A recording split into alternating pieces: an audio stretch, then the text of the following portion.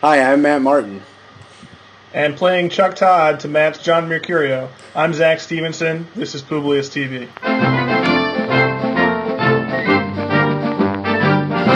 Everyone, welcome to the second edition of Publius TV. We decided it went at least well enough last week to try it again.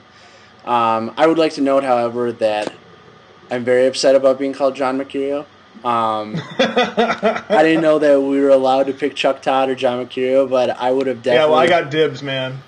It's really upsetting. You did get the short end of that stick. There's no I question know. about it. Yeah, well, yeah, we saw the comments. Again, apologize for kind of the video issues here, but we're still working it. We'll see if it gets any better.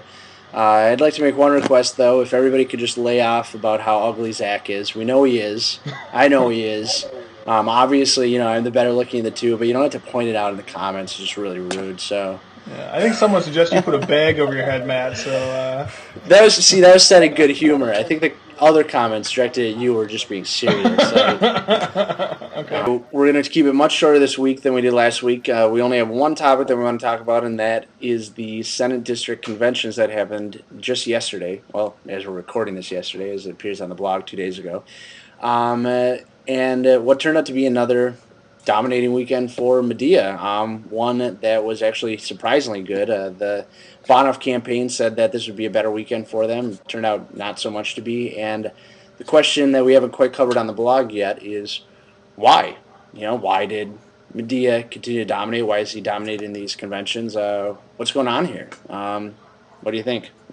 Well, I think I'm going to point to two factors. And of course, campaigns has a million of different variables that are going on. There are lots of different reasons, but I'm going to point to two. And the first one is kind of conventional wisdom a lot of people talk about is the Ash Madia's public speaking abilities, which are really, really quite good. I mean, you look at Senate Districts 33 and 41, both campaigns and neutral observers all peg those conventions as tied up going in, sort of a 40-40 split with about 20% undecided. Day of the convention, Terry Bonhoff speaks, Ashwin Madia speaks, and both these conventions end up going pretty solidly for Ash Madia. And I think that's a big piece of that is just that Madia has some real political charisma and some real ability on the stump, and that's good news for us going into a general election. And the other piece of it is that I think he just worked really, really hard. And given the fact that he quit his job in order to focus on this campaign, and that Terry Bonhoff is a sitting state senator, and not just that, but her hallmark issue is transportation. And if you've been paying any attention to the news, there was some big news in transportation earlier this month when they overrode the governor's veto. So it's not like her plate was entirely empty. She had other things going on. But more importantly, Madia just has shown a real toughness and ability to work and work and work. And going forward, that's a big, big strength of his. I mean, you talk about one of the big reasons why Amy Klobuchar was so successful both in the primary and the general is that no candidate outworked her. No candidate, be it Patty Wetterling or Kelly Dorn or Mark Kennedy, outworked her. She was always making the phone calls, talking to delegates, going out to every chili feed and whatever you have in outstate Minnesota. She was at everything. I think that may be because some of the other candidates like to sleep. That's just what my thought is on the Klobuchar situation. But she has an amazing ability to squeeze more hours out of the day than I thought existed. But I think that I mean I absolutely agree with you on all fronts. I think that this is still a bit of a surprise to a lot of people, but really can be chalked up to the fact that Madia really put in a lot of time on the ground there. And he was present at all these events. I mean, one of the big stories the weekend really was how close we kept on getting reports from people on the ground saying there are about X number of T-shirts from both groups at these places. And I remember SD33, everybody was saying, "Wow, this is going to be really close." And then Madia shows up, he speaks, and lo and behold, he comes away with the majority of the delegates, more than the majority of the delegates. I mean, the large majority of the delegates, and that seems to be the story across the district, really, is Media's just been able to get on the ground, get in the room, and impress people, which, as you said, I think does translate into huge asset in the general. And Well, he's well, I was going to say, moving on just quickly, I think the last point that I want to cover in respect to this, I've seen a lot of comments in our comment lines of people saying, is Madia really a candidate that can win in the third? I'm sure he's a candidate that can win in the convention is this a candidate that is, too liberal or what have you for the 3rd district.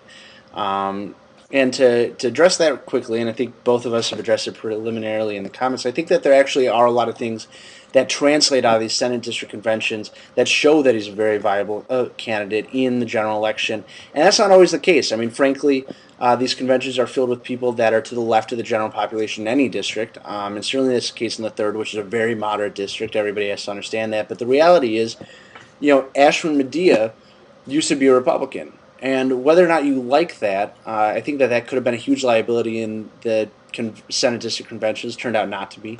That's a huge asset in the general. I mean, he is a very moderate person.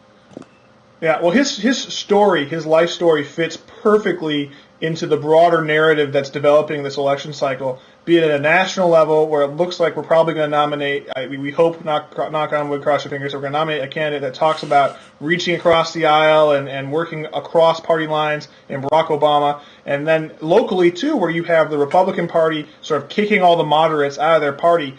His story as a Republican who feels like the party left him and has now found a home in the Democratic Party, I think is going to resonate in the 3rd district. My guess is there's a ton of people who share that frustration that the Republican Party just went way off to the right. Well, and I mean, Eric Paulson, when you examine his record, and Eric Paulson, kind of fits that mold of Republican. I mean, he looks good when you see him speaking, and no doubt he'll try to play the moderate in this election, but he is very, very conservative. He's a very conservative guy, very much in line with the politics of the last 8 years on the national level of the Republican Party.